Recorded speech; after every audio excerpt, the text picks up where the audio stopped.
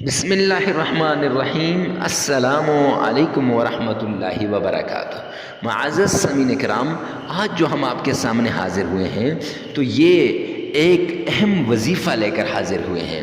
یہ ساس اور بہو میں محبت کا وظیفہ لے کر حاضر ہوئے ہیں۔ ساس اور بہو میں کیسے محبت پیدا ہو جائے۔ اکثر آپ نے دیکھا ہوگا گھر وہ جہنم بنا ہوا ہوتا ہے جب ساس اور بہو میں لڑائی ہو۔ خاوند بیچارہ پریشان رہتا ہے، نہ گھر میں جی لگتا ہے، نہ آفس میں جی لگتا ہے، نہ باہر جی لگتا ہے۔ ایک طرف ماں ہے تو دوسری طرف بیوی ہے، ایک طرف بہن بھائی ہیں تو دوسری طرف بچے ہیں۔ کس کو چھوڑوں، کس سے پیار کروں، کس کو اپناؤں، کس کو دور کروں، فیصلہ کرنا بڑا ناممکن ہے، بڑا مشکل ہے۔ معزز سامعین کرام، کیوں نہ ساس اور بہو میں محبت پیدا ہو جائے، سسرال میں سب کو اپنے قابو میں کر لیں، اور اس عمل کی معزز سامعین کرام سب کو اجازت ہے، کوئی کسی سے کچھ نہ کہے، سب کے لیے اس عمل کی اجازت ہے۔ تو اب آپ نے دیکھا ہوگا جن گھروں میں ساس اور بہو کی لڑائی ہے، نند اور بہو کی لڑائی ہے، یا شوہر اور بیوی کی لڑائی ہے، وہ گھر دنیا کے اندر جہنم کی صورت یا جہنم کی شکل پیش کر رہے ہیں۔ اس گھر میں کسی کو کوئی سکون نہیں ہے۔ جن کی بیٹی اس گھر میں آئی ہے ان بیٹی والوں سے پوچھیں ان پہ کیا بیتتی ہے، یا جو عورت وہاں گئی ہے اس سے پوچھیں کہ آپ کی کیسے زندگی گزر رہی ہے، وہ کہے گی کہ دنیا میں جہنم میں آ گئی، دنیا کے اندر ہی جہنم میں آ گئی۔ معزز سامعین کرام، آنسوؤں کو، سسکیوں کو، اور اس کی یہ بلبلاتی ہوئی، ہچکچاہٹ کرتی ہوئی اور ہچکولے کھاتی ہوئی زبان کو، اور معزز سامعین کرام جب بھی آپ ایسی عورت سے کلام کریں گے فوراً اس کی آنکھیں آنسوؤں سے بھر آئیں گی، وہ کہے گی کہ پتہ نہیں اس عذاب سے مجھے بھی نجات ملے گی۔ معزز سامعین کرام، تو اس کے لیے ایک خاص عمل لے کر حاضر ہوا ہوں۔ ایسا عمل، اس کے بعد ساس اور بہو میں لڑائی نہیں رہے گی، اور اس کے بعد اگر ساس کے لیے ساس ظلم کرتی ہے بہو پر تو ساس کے لیے کیا جائے، اگر بہو ظلم کرتی ہے ساس پر، یاد رکھیے گا یہ دونوں چیزیں ہیں۔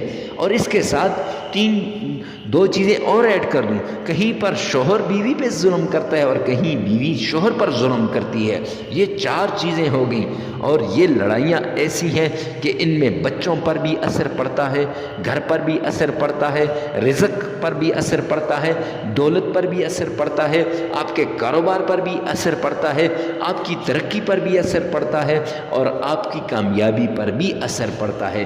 ہر چیز کے اندر آپ کو ناکامی ہی ناکامی اٹھانی پڑتی ہے۔ تو کیوں نہ اس عمل کے ذریعے سے اپنے گھر کو دنیا کے اندر جنت کیوں نہ بنا لیں۔ معزز سامعین کرام، چلتے ہیں اس عمل کی طرف جس میں سسرال کے والوں کو قابو کرنے کا یہ ایک خاص عمل ہے۔ تو معزز سامعین کرام، وہ عمل کیا ہے؟ عمل بتانے سے پہلے اگر آپ ہمارے چینل پہ پہلی مرتبہ ہیں تو چینل کو سبسکرائب کر دیجئے، ساتھ لگے ہوئے بیل آئیکن کو لازمی پریس کر دیجئے گا۔ معزز سامعین کرام، اور کمنٹ سیکشن میں یا اللہ تمام مسلمانوں کو، تمام انسانوں کو آپس میں محبت کرنے کی توفیق عطا فرما دے، یہ لازمی لکھیے گا۔ تو اب عمل کی طرف چلتے ہیں۔ سب سے پہلے عمل بتانے سے پہلے ایک خاص شرط لازمی بتا دوں کہ جب لڑائی ہو رہی ہو، مثال کے طور پر آپ بہو ہیں اور آپ کی ساس آپ پر ظلم کر رہی ہے، اب ساس آپ کے ساتھ لڑائی جھگڑا کرتی ہے، تو جب یہ عمل کریں گی تو اس کے بعد آپ نے اپنی زبان سے اف تک نہیں کرنا اس لڑائی کے دوران۔ اگر آپ بولیں گی تو پھر کہیں وظیفہ اثر نہیں کرتا، تو معزز سامعین کرام ایسا نہیں ہو سکتا، آپ نے خاموش رہنا ہے۔ جیسے سیدنا ابو بکر صدیق رضی اللہ تعالیٰ عنہ، ان کے نبی پاک صلی اللہ علیہ وسلم کے سامنے بیٹھے ہیں، ایک آدمی سیدنا صدیق اکبر کے بارے میں کچھ کہہ رہا ہے تو میرے پیارے پیغمبر مسکرا رہے ہیں، دوسری مرتبہ کہا میرے پیغمبر مسکرائے، جب تیسری مرتبہ تو حضرت صدیق اکبر نے صرف اتنا کہا، او اللہ کے بندے خاموش ہو جا، سرور کونین تاجدار مدینہ سامنے بیٹھے ہیں۔ تو میرے پیارے پیغمبر نے منہ پھیر لیا۔ آقا کائنات نے حضرت ابوبکر صدیق نے پوچھا کہ یا رسول اللہ ناگواری کی کیا وجہ ہے، منہ پھیرنے کی کیا وجہ ہے؟ تو میرے پیارے پیغمبر نے فرمایا جب آپ خاموش تھے ایک فرشتہ آپ کی طرف سے جواب دے رہا تھا، دوسری مرتبہ آپ خاموش خاموش تھے، آپ کی طرف سے ایک فرشتہ جواب دے رہا تھا، لیکن جب تیسری مرتبہ آپ بول پڑے تو وہ فرشتہ چلا گیا۔ تو ایسے ہی آپ نے خاموش ہونا ہے، اللہ رب العزت فرشتوں کے ذریعے سے جواب دیں گے، تو آپ نے خاموش ہونا ہے۔ اب اس کے بعد آپ نے وظیفہ کرنے سے پہلے کچھ نہ کچھ صدقہ کرنا ہے۔ جب آپ صدقہ کریں گے تو انشاءاللہ یہ وظیفہ اثر کرے گا۔ تو چلتے ہیں عمل کی طرف۔ سب سے پہلے ایک بار تعوذ پڑھنا ہے، اعوذ باللہ من الشیطان الرجیم۔ ایک ہی بار آپ نے بسم اللہ پڑھنی، بسم اللہ الرحمن الرحیم۔ ایک بار آپ نے درود پاک پڑھنا ہے، اللہم صلی علی محمد وعلی آل محمد۔ یہ اور نماز والا پورا درود پاک بھی پڑھ سکتے ہیں۔ اس کے بعد یا قہار یا جبار 313 مرتبہ، اور پھر یا حی یا قیوم یا فتاح، یا حی یا قیوم یا فتاح، یہ بھی 313 مرتبہ آپ نے پڑھنا ہے۔